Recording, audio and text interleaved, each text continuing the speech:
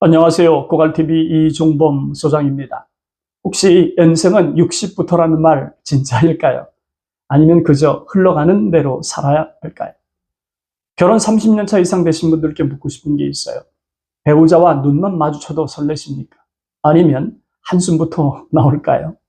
솔직하고 냉정한 시각으로 살펴볼 것이 있습니다. 황혼이혼 정말 남의 일일까?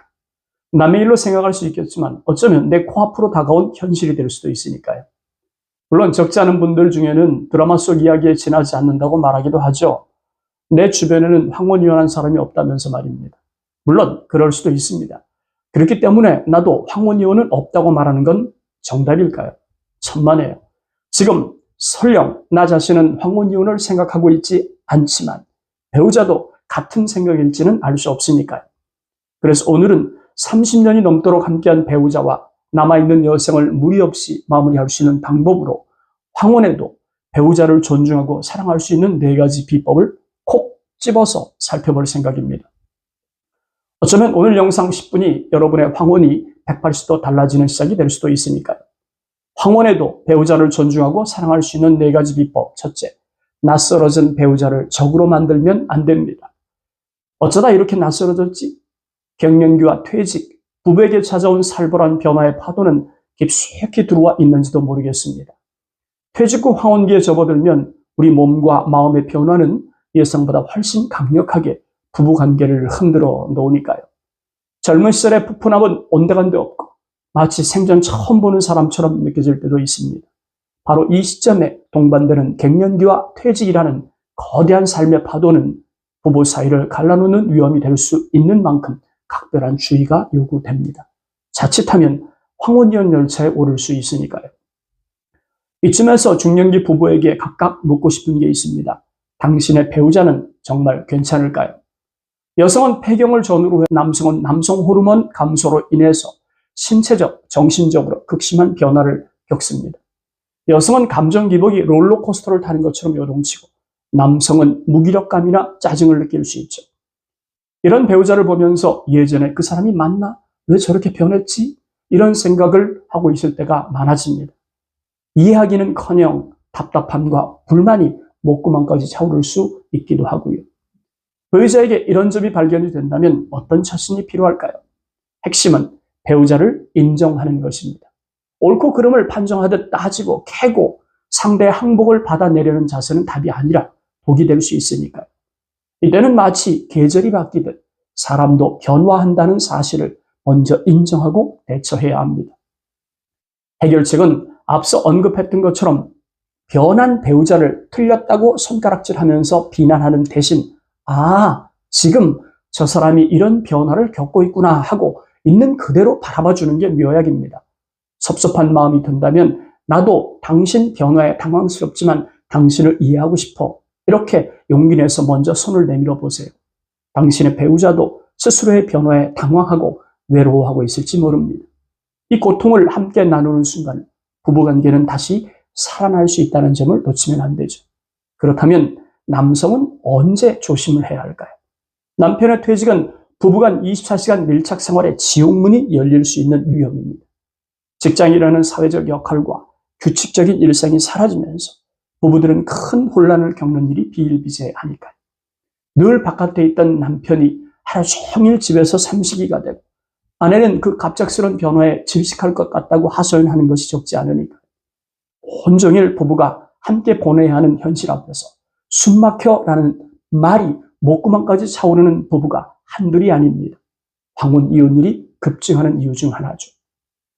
이때 중요한 건 서로의 독립적인 공간과 시간을 반드시 존중해 주는 거예요. 하루 종일 붙어 있기보다는 각자 자신만의 시간을 가질 수 있도록 떨어져 있는 시간을 의도적으로 만들어 보는 겁니다. 퇴직은 부부가 다시 서로를 깊이 알아가고 완전한 새로운 관계를 정립할 수 있는 황금 같은 기회입니다. 이 변화를 위기가 아닌 인생 2막의 기회로 만드는 지혜가 필요하죠.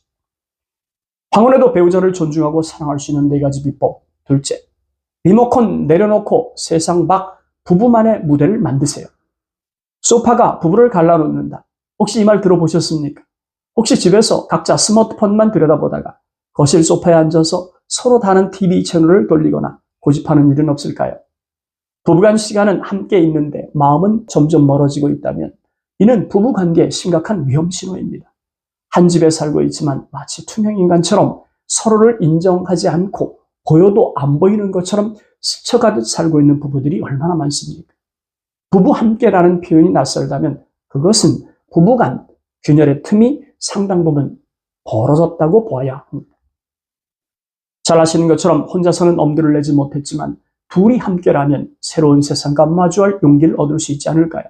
마치 두 바퀴 자전거처럼 한 사람이 넘어지려 할 때 다른 한 사람이 균형을 잡아주는 것이 부부의 힘 아니겠습니까?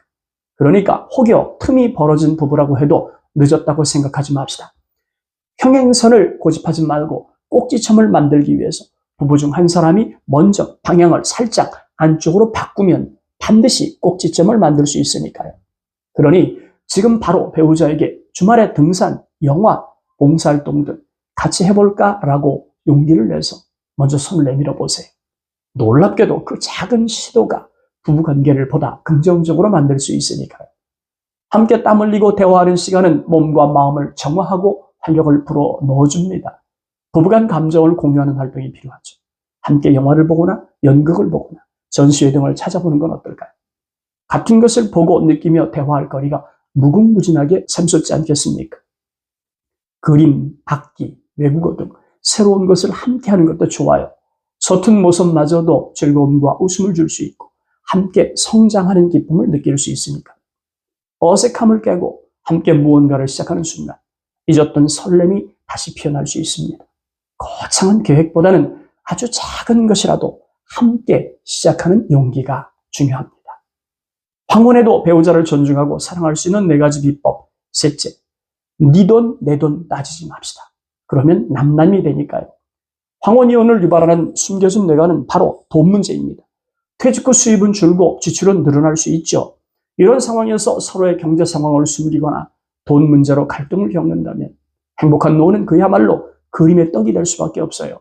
돈 때문에 황혼이 산산조각 나는 비극을 막으려면 지금 당장 솔직해져야 합니다. 숨기고 감추는 것이 투명하게 공유되는 것이야말로 서로에 대한 신뢰를 쌓는 가장 확실한 길이죠.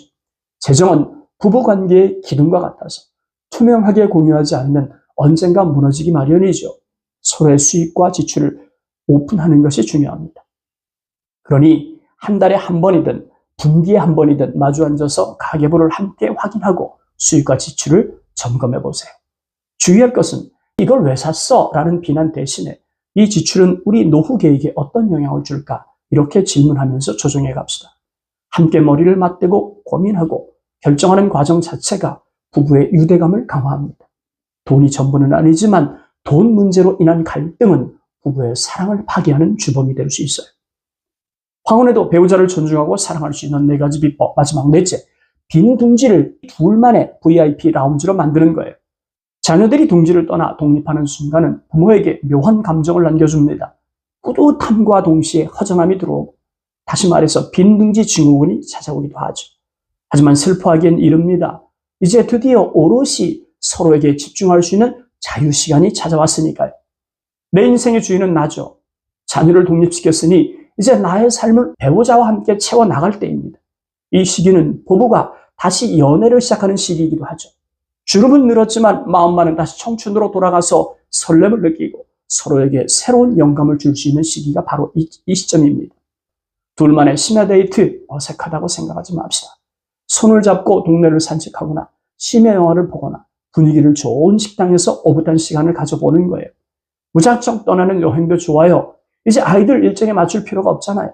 버킷리스트에 있던 여행지를 함께 계획하고 떠나봅시다. 이 나이에 무슨 여행이야? 이런 생각은 아예 잊어버립시다. 그동안 일하느라 살림하느라 바쁘다는 핑계로 미뤄두었던 깊은 대화를 시작합시다. 서로의 젊은 이야기, 이루지 못한 꿈, 그리고 앞으로의 삶에 대한 기대와 두려움까지 솔직하게 나누는 시간은 관계를 더욱 풍요롭게 할 수 있어요. 이런 시간은 부부에게 찾아온 선물과도 같습니다. 오랫동안 부모라는 역할에 집중했다면 이제는 온전히 부부로서의 삶을 만끽하면서 서로에게 다시 집중할 수 있는 소중한 기회예요. 이 시간을 어떻게 활용하느냐에 따라서 당신의 황혼은 상상 그 이상의 아름다움으로 빛날 수 있다는 것을 부정하지 맙시다. 오늘 우리는 황혼에도 뜨겁게 사랑할 수 있는 4가지 비법을 알아봤어요. 정리하겠습니다. 첫째, 낯설어진 배우자를 적으로 만들지 맙시다. 둘째, 리모컨 내려놓고 세상 밖에 있는 우리들만의 무대를 만듭시다. 셋째, 네 돈 내 돈 따지지 맙시다. 남난됩니다. 넷째, 빈 둥지를 이제 우리 부부만의 라운지로 만들어 봅시다. 황혼은 인생의 마침표가 아니라 새로운 쉼표죠. 늦었다고 생각하지 맙시다. 바로 지금 옆에 있는 당신의 배우자에게 따뜻한 말 한마디 건네는 것부터 시작합시다. 작은 노력과 진심이 모여서 당신의 황혼은 분명히 사랑과 행복으로 가득한 아름다운 이야기로 다시 쓰여질 수 있어요. 남편도 아내도 피차간 한 번만 살아야 하는 인생입니다. 다른 것에 눈 돌리지 말고 내 앞에 있는 그 사람에게 집중합시다. 오늘 영상 마칩니다. 감사합니다.